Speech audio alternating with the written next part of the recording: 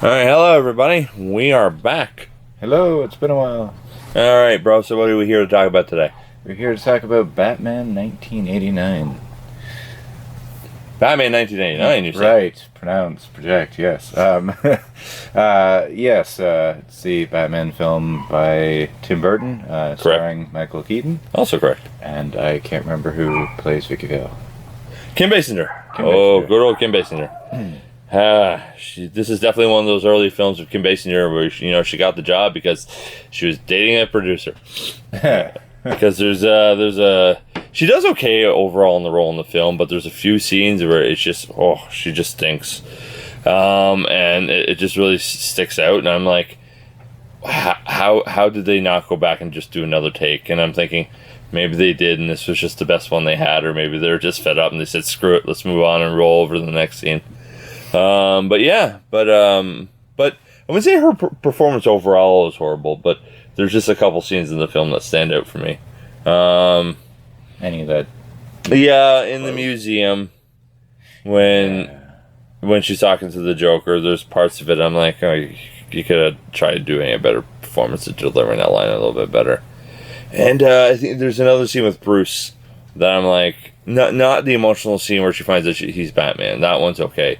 But it's an earlier scene with Bruce that I just can't remember which one it is, whether it's when she first meets him in the armory room or when they first start getting to know each other. It just, her performance was a little weak, for a few lines of dialogue. I just can't remember which one it is in my head.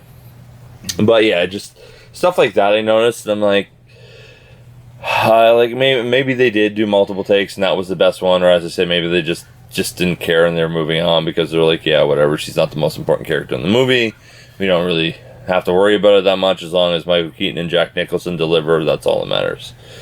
But that being said, so what'd you think? It was a great film. I've definitely seen it many times over the years. Back in the day, it wasn't actually my favorite Batman film, but as I've gotten older, my tastes have changed, I guess you could say. It's not really taste, I guess it's more preferences, taste, opinions on movies. Yeah. It's actually now my favorite Batman movie,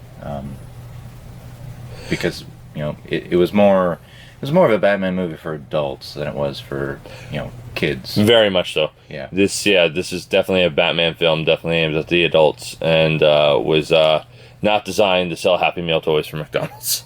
Though I'm sure it probably did. I think, I don't know if they actually had a deal with McDonald's for this one, but they sure had a deal with McDonald's for Batman Returns, and oh boy, did that come back to bite them.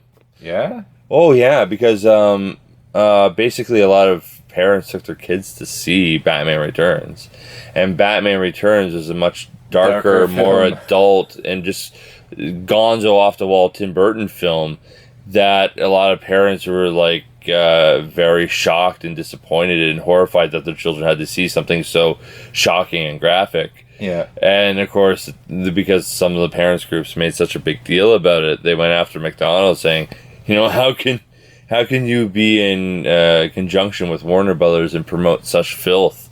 And of course, McDonald's was getting so much bad press off of it that they actually pulled the Happy Meal line. Oh, wow. They had Happy Meal toys for this movie. Oh, and wow. After a few weeks, they pulled it, and they were like, yeah, no, we're no longer associating ourselves with this film. Oh, wow. Yeah. So, it's hilarious. Getting back to Batman 89. I love this film. It is hands down my favorite Batman film. My next favorite Batman film after this will probably be The Dark Knight. But that being said, this is definitely my favorite Batman film. Even after all the other Batman films have come and gone over the years, I have to say this is definitely the strongest out of the Burton Schumacher films from the late 80s to the mid 90s or late 90s there they had. I don't know. It was the 89, 97. Yeah, that was the range of all four films. Yeah. But that being said, out of the four of them, this is the strongest film. I know a lot of people tend to like Batman Returns, or the really hardcore Tim Burton fans prefer Batman Returns, or I find like the like the chic millennials or the hipster millennials like just love Batman Returns. It's an absolutely perfect, fantastic film. And I know I'm being slightly condescending when I say that, but I'm not saying it's a bad film. Yeah, I'm not saying if that's your favorite Batman film, you can't enjoy it and have it be your favorite Batman film. I'm just, there's some people who just really go overboard and don't accept other people prefer other Batman films or like other Batman films more. Right. Like if you came to me and said like Batman Forever was your favorite Batman film, Which it used to be when I was younger. I wouldn't knock you for it. It wouldn't be like, oh, you're completely wrong, you're an idiot. I'd be like, fair enough, to each his own, everybody has different tastes. It's definitely not my favorite, but it can be your favorite. Just like you can come and tell me like Batman Returns is your favorite film. Yeah. As long as you're willing to accept everybody has different opinions and different ideas and different likes, that's fine, you know what I mean? But there are some people about it, especially like the more hipster millennials, who just like flat out 100% think Batman Returns is the bee's knees of all films and won't accept that other people had differing opinions. They even will go toe to toe with people who love Christopher Nolan's Batman films and boldface tell them that they 100% believe that Batman Returns is better than any film Christopher Nolan directed for his Batman trilogy. And as I said, once again, you can choose to have that opinion and you may feel that way, but you need to be open and understand not everyone is going to feel that way. Yeah, not everyone's wrong for having a different opinion. Yeah, exactly. Yeah. See, I like Batman 89 better than Batman Returns for the sole fact of I was never a fan of the Penguin. Never. They did a very great job in the movie for the character and storyline and everything. But I like Joker. For Batman Returns, yeah. Yeah, I like Joker far better than I like Penguin. So for me, it's just the choice of villain is really what separates the two for me. They're both great films, but for me, this one is definitely better. Yeah, and like I like in comparison to like I had no problem with Batman Returns. I liked it and I thought it was a decent film. But where my issue lies is like Batman 1989 is a Batman film, whereas I view Batman Returns more as a Tim Burton film that Batman just happens to be in. Yeah, because how long was it before he was Batman and actually showed up in the movie? I think he shows up within the first 10 minutes of the film. Sure. Yeah, I'm pretty sure they do the Penguin origin, and then they do the lighting of the Christmas tree opening ceremony, and then the gang attacks, and then Batman shows up. But that being said, I think Batman is only in like 8 to 10 minutes of the first like 45 to 50 minutes of this film. Oh wow! Like the first half of this film, Batman / Bruce Wayne is barely in it. Yeah. He appears more in the second half, but yeah, I feel like the first half of this film is more or less everybody else's film, there used to be a running joke back in the day. It was like, a bunch of my guys, buddies back from college used to say, it's the Penguin and Catwoman movie guest starring Batman. Because it was basically, that's what it is. It focuses more on Penguin and Catwoman, and Batman almost feels like a background character in his own film at times. Yeah. And I think this film really is the film that really started focusing on the villains more. Right. And Batman almost becoming a side piece in his films, at least the Burton Schumacher films. Yeah. And you can argue to a degree that happened in the first film as well. But that being said, I feel like Batman had more of a presence in the first film. Yeah, it was more balanced. Yeah, for sure. And whereas I don't feel this is balanced at all. I think they tried balancing it a bit better with Batman Forever and Batman and Robin, but the quality of those films compared to the first two films just weren't there. That being said, I will say this. Although I admit Batman Returns is a good film and I don't hate it, I will probably watch Batman Forever more so than Batman Returns if I'm giving a choice. And I'll watch Forever over Returns, mainly because I can actually sit through Forever and enjoy it as a Batman film, even though I know it's not the greatest Batman film, it's not the strongest Batman film, but I will admit at least it's well directed. Granted, yeah, you can argue like the giant neon colors and the giant cod pieces and bat nipples and how annoying certain visuals are, but structurally directed, it's fine. And I thought at least structural structurally wise, Schumacher did an okay job with it. Where it fails in comparison is I don't think the script was that strong. Right. I feel like they were trying to pander to a younger audience. Yes. And Hence although I don't have a favorite. problem with Val Kilmer as an actor, because Val Kilmer's done some really great performances over the years, in comparison to Michael Keaton, he's just a weaker Batman. That's fair. Yeah, definitely. Yes, I agree on that. What was your favorite scene from Batman 1989? Oh man, that's a good question. Yeah. I feel like I should have prepared for this. There's so many. Like, I love the ending sequence when Batman and Joker are just going at each other, going, "You made me, no, you made me first," like that entire sequence. I enjoy when Batman crashes at the museum and makes his entrance. I enjoy the opening sequence when Batman first takes on the two thugs, and then, like the one, while he's holding the one guy over the edge of the building, he's like, "Who are you?" And he's like, "I'm Batman." You know, it's like there's so many great scenes in this film. I enjoy when Michael Keaton's trying to explain to Vicky Vale who he is, and he just can't. And he's basically having a conversation like a typical guy from Pittsburgh is, which I honestly believe that if I'm remembering correctly, Michael Keaton is from Pittsburgh, Pennsylvania. So it really shows there in that scene. It's like, this is how like a guy who's conflicted, who wants to tell his girlfriend something but also happens to be from Pittsburgh, would do it. And it just shows so much in that scene. It's like, oh, this is fantastic. And if you grew up watching a lot of older sitcoms from like the 70s and 80s with people from Pittsburgh, or it's supposed to be based in Pittsburgh, you'll understand that a little bit. Or if you're actually from Pittsburgh, Pennsylvania, you might actually understand what we're talking about. But it's just, but that being said, like, that's an awesome scene. Oh, you know what? I really enjoy the heart-to-heart scene where, like, Batman's flipping through the old case file and Alfred's basically giving him crap, saying, you know, I don't want to I don't want to spend my last few remaining years mourning the death of old friends or their sons. Yeah. Basically saying, you know, like, I have a feeling I'm going to be standing over your grave sometime soon. You know what I mean? If you don't smarten up a little bit. My favorite is the scene where... and then the follow-up later at the end, which is also part of your favorite, but where he's like, Joker's like, Excuse me, boys and girls. have you ever danced with the devil in the pale blue moonlight? Oh yeah, I love that scene too. Asset of all my prey. Yeah, and I always say victims though. Yeah, you do mess up and say victims. Yeah, but it's prey. But no, like, I love that scene too, and I also love the end when they contrast it when Batman says it right back into him, like, and just so like plain as day. Like, have you ever danced with the devil in the pale moonlight? Like, he's just having a normal conversation. And Joker's saying, "What the hell's going on?" Did you just say that to me? Yeah. You wouldn't hit a guy with glasses, would you? Yeah, sure I would. 'Cause you're yeah.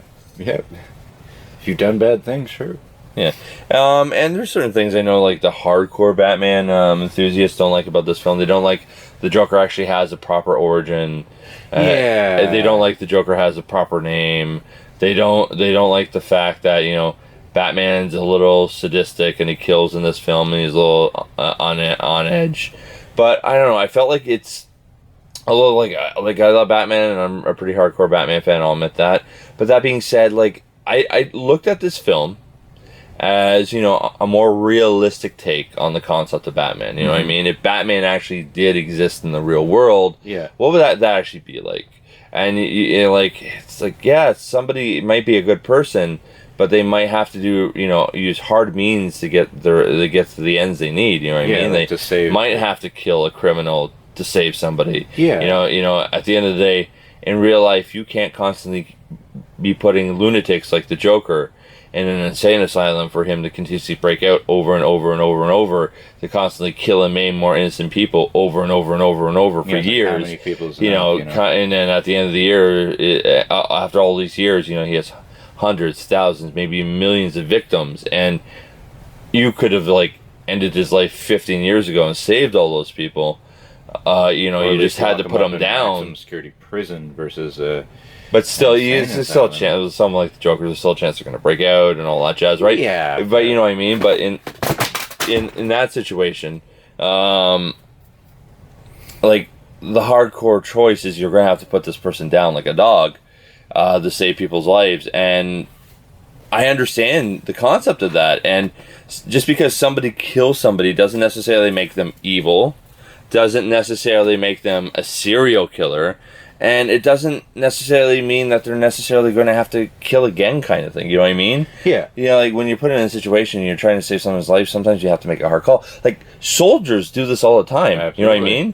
Like you know, we've had family members who have been in the military, and like they've had to make hard calls when they're in the field. You know what I mean? Yeah. And like I don't think of that person as a psycho nut job. They're like one of the most sane, stable people we know. They're to protect and serve. Yeah, and they had to do a hard job, and that's why I look at Batman. Like when you're in the field and you got to make a hard call, you have to make a hard call. And if it ends an evil person's life or a criminal's life who's going to do harm to the innocent, you know, then I'm like, yeah, it is what it is. Yeah. You know, Good like job. you know, actions have consequences. Yes, they do. You know, like if you make a bad call, you got to pay the price. You know Absolutely. what I mean?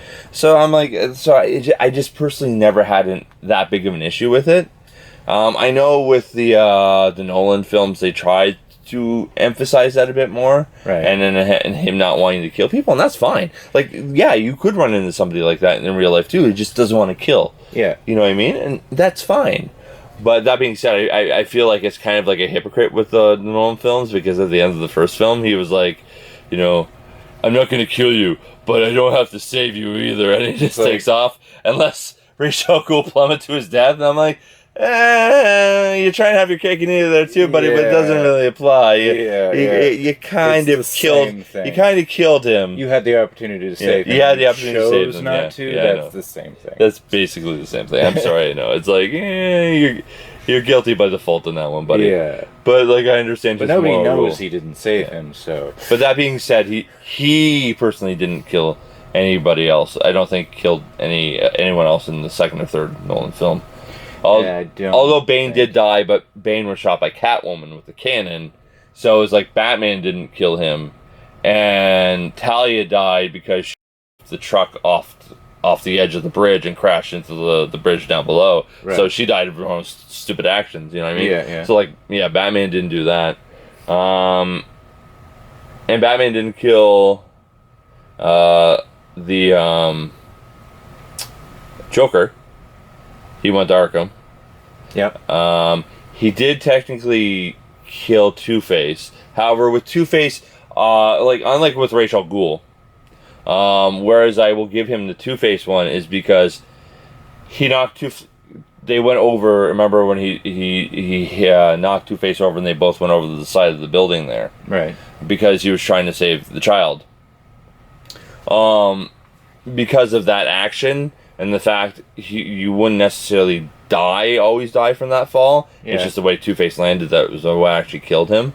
I'll give him that one. Like, say, okay, yeah, he died because of your actions, but I won't say you, like, murdered him. I'm going to say a worst case scenario might be considered manslaughter, you know what I mean? Yeah. It's not like a straight up murder. So I'll give him his, like, I don't want to murder people rule, and I'm like, okay, I'll give you a pass on that one. Yeah. But Ra's al Ghul, you 100% could have saved.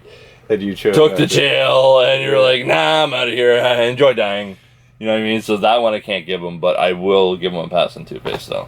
Yeah. Because it's not like he had to try and stop Ra's al Ghul from killing somebody in that moment. You know what I mean? It's not like Ra's was about to kill like a child and he had to make the choice to save the child or stop Ra's kind of thing. Yeah. Like if that was kind of like the scenario in the end of the Batman Begins there, then I would have been like, okay, I'll give you that. But it wasn't. It was like, I'm out of here. I'm gonna let you die. Have a good one. And whereas with TwoFace at the end of the Dark Knight, it was like, okay, I understand why you did what you had to do. You like. We didn't know TwoFace was necessarily going to die from those actions. Mm-hmm. Like, you could have died from those actions too, kind of thing, but you didn't because you had padding in your suit, which helped you land properly. And if TwoFace, say if you landed on his legs, like, TwoFace was survived, you just would have broken his legs. Like the guy earlier in the film. Yeah. Remember when he knocked him off the building and the guy landed standing up and he just broke his legs? Yeah. But he's alive. Like, it depended on how, like, TwoFace landed in that scene, whether he could have lived or died, and it's because of the way he landed, he died. Yeah. But as I said, like, Batman, for me, gets a pass on that one. doesn't get to pass on Ra's al Ghul for that. But that being said, getting back to Batman 89, I just didn't have a big an issue with him having to kill. Yeah, and one of the things I also liked, which again, with what you were originally saying there, people not liking hardcore Batman fans, I don't use guns, but he has like miniguns, 2 miniguns on his car, 2 miniguns on his plane. He's got like missiles coming out of his plane, like what? And I will give this blows though, up like an entire chemical factory. There is a scene where the Batman in Batman 1989 where Batman does, in my opinion, brutally murder a bunch of people, where he goes to the factory and drops the bomb and all the Joker goons and the little one small bomb of plutonium. I'm like, yeah, that's cutting it close. A few people probably to being brutally murdering people for the sake of brutally murdering people. You know what I mean? It's an active factory. There's probably workers everywhere. Like, he could have swooped in, taken out some of the main guards, had the police, called the cops ahead of time, had the police show up. They could have been arrested. He could have foiled the Joker's plan some other way other than driving his car to the factory and dropped the bomb, drove out. It's like, well, that's in a very efficient way of taking care of the gang. Yep. Though they were still all pretty much there later anyway. Like he must have not killed them all. There must have been like an evacuation button, like Batman's coming, everyone out, he's gonna blow the place. And that's why I laugh at anybody who like has a heart attack about with Ben Affleck's Batman killing people in Batman vs Superman. I'm like, yeah, just rewind there and check out how many people Michael Keaton's Batman kills in Batman 1989. Yeah, absolutely. Like, even though, Affleck's Batman does kill some people, it's nowhere near as much as Keaton's Batman did. It's just like, whew. I know we've gotten off topic a few times. What are your feelings for the new Batman movie? Are you? Oh, the Pattinson one. It looks fine. Like, I know people were crapping their pants when they heard Twilight guy was cast as Batman, but like, over the years he's done other films. He's shown he's a decent actor. Yeah, I've seen him. What was his name in the Twilight series? Edward, I believe. Edward? Edward, yes, because team Jacob and Edward.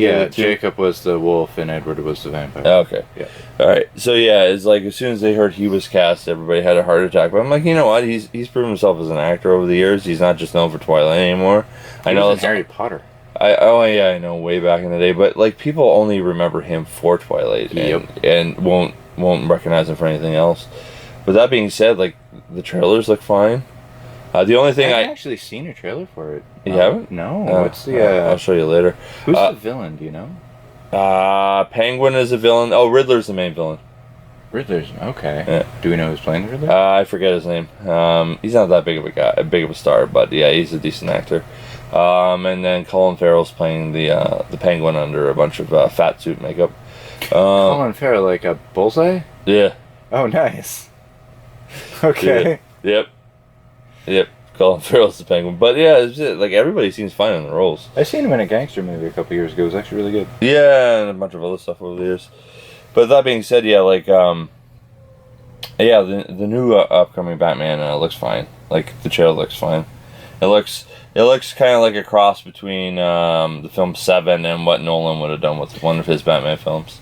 When's the release date? March 4th. March 4th. At least in U.S. and Canada. Yeah. Okay. I forget what the international release looks like for that, but March 4th in the U.S. and Canada. And I believe it's either the same day or just a day before or after in the UK. But yeah, it looks good. But yeah, getting back to 89. What I really enjoyed about this take on Batman, to me, it felt like a very blue-collar take on Batman. This wasn't like a passion or like a calling. It felt like a job. Yeah. It 100% felt like Nobody a job. Else can do this. I have to do it. Yeah, well, yeah, but like with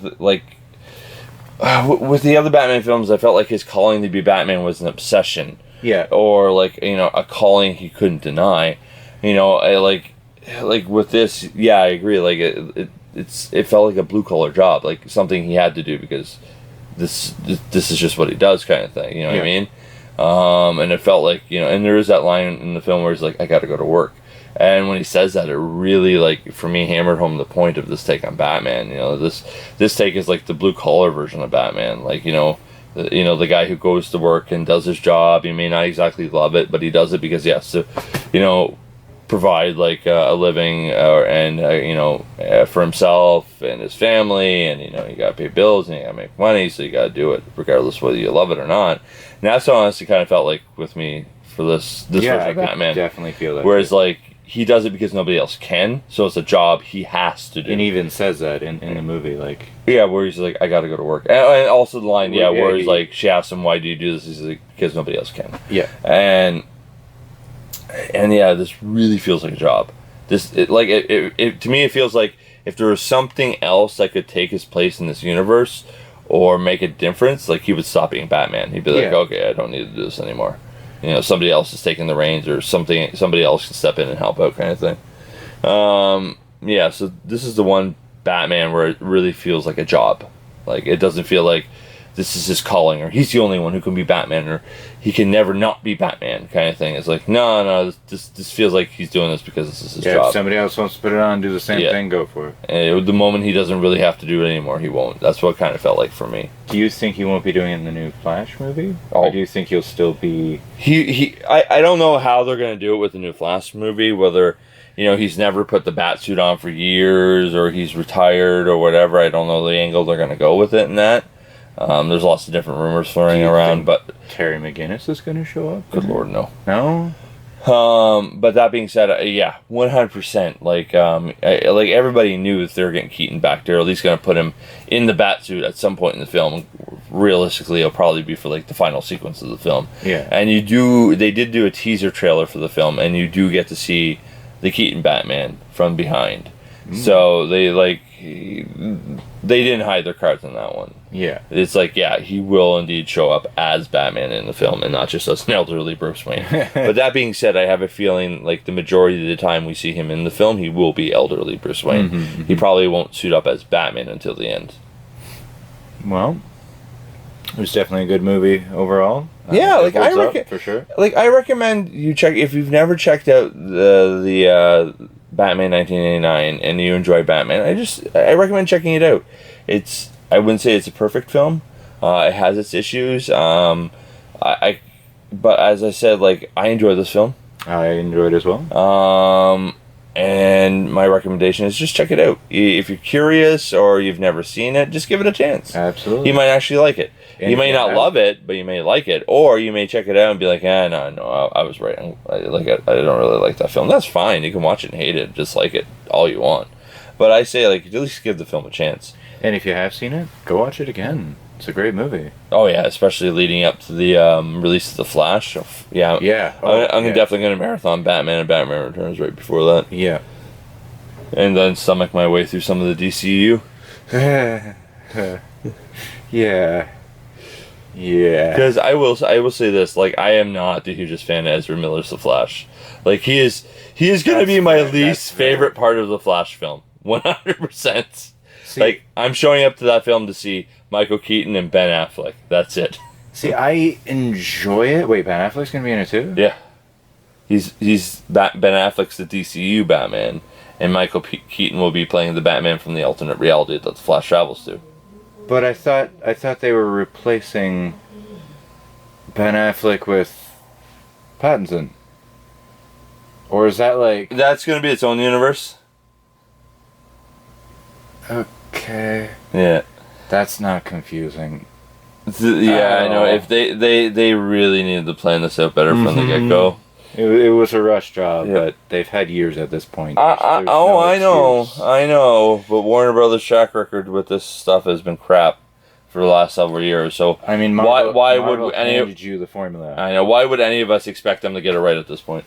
Make movies. Well, I know they even tried to copy the Marvel formula and they still screwed up. Right? Yeah, I'm like, it's like, 2 or 3 movies a year. You tried to do your own. First, and they do a big movie. Yeah, I know. First, they looked at the Marvel formula and was like, no, we're not going to do that. We're going to do the opposite of that. And they screwed up. Then they're like, okay, you know what? We're just going to copy what Marvel does. And they tried that and they screwed up. I'm like, you know what? Just try and make a good film. at this point. Yeah. Like, you guys don't have a Kevin Feige working for you, No. so just do your best to make a good film. Yeah. And take it one film at a time. And but don't after forget several... And then after several movies, you'll have enough connective tissue to build yourself, like, a multiverse. Yeah. Or, well, not a multiverse, you know what I mean? A cinematic universe. Yeah. And unfortunately, that is not what they've been doing. Well, no, they've been doing it. They've just been doing it poorly. They need to... Why are they doing it at that point if they're doing it poorly? Well, technically they're already doing it, but, you know, it's just like, okay... you know what I mean? But, if that's what they need to go for. Like, don't worry about the big picture right now. Just focus on one film at a time.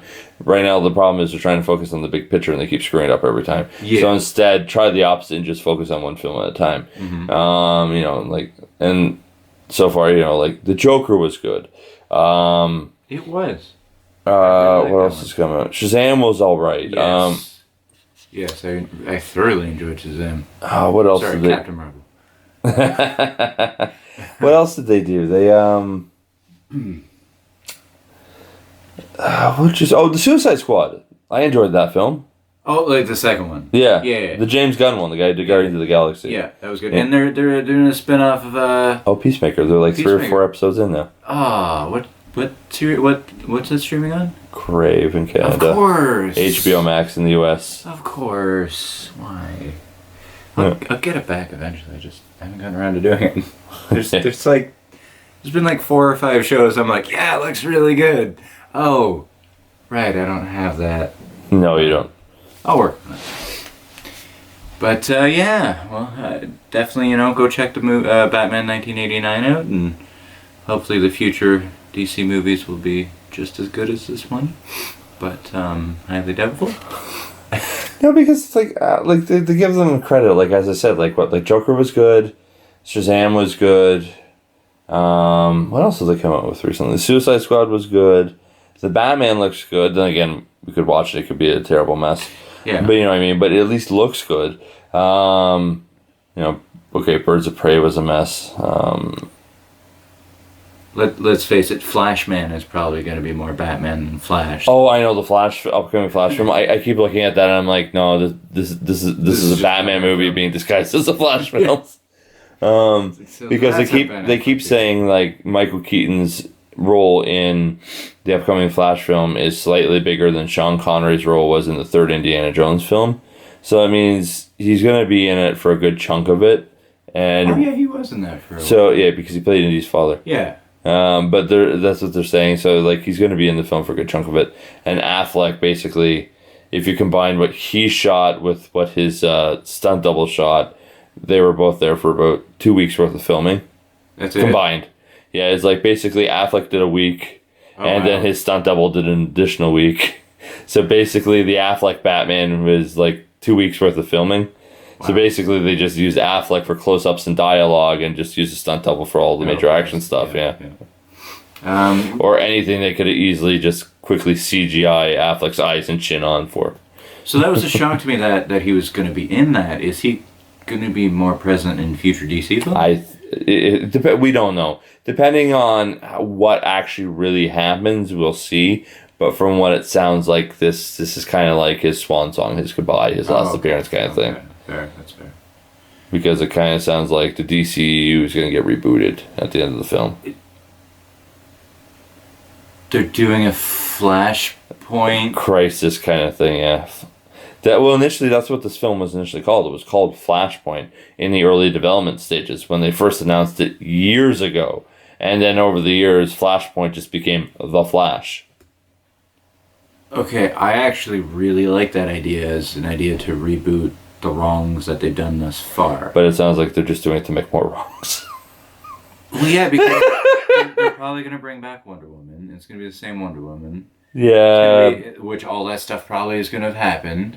Yeah, well, it's still going to be Gal Gadot as Wonder Woman. They're not changing her because she was popular and her films were successful. Well, yeah, fair. Like, they don't need to just reboot. They could do a pick and choose of what's canon and what's not. I know. I mean, if Star Wars can bring back Mace Windu, they can bring back Gal Gadot. Has Star Wars officially brought back Mace Windu? They did for some of the cartoons. Well, no, because they have the Mace Windu series coming out. Obi-Wan Kenobi. No, there's a Mace Windu series. No, hasn't been officially announced. I swear. No. What? Where did I hear that? No, he's been rumored to be showing up and stuff, but he hasn't shown up in anything yet. So we will see. Okay, fair. Well, Yeah. my bad. But yeah, I'm like, yeah, at this point I would be surprised if they announced that, yeah, Samuel L. Jackson's returning as Mace Windu. Turns out he didn't die at the end of episode 3. He just got his arm, well, then truth be told, all he did was get part of his arm cut off and knocked out a window. I'm like, even Mace Windu could survive that. Oh. Like a lesser Jedi or a normal person, fine, I can buy how they died, but Mace Windu, like, if you tell me he survived, I'd be like, fair enough. It's Samuel L. Jackson. Well, what do you say about wrapping this video up, brother? I say let's do it. Let's pull the plug on this thing. So we recommend checking out Batman 1989. We hope you enjoyed this review, and if you didn't, well, at least thank you for clicking on it. We enjoy that. All right, everyone have a good one. Stay safe and healthy. Adios.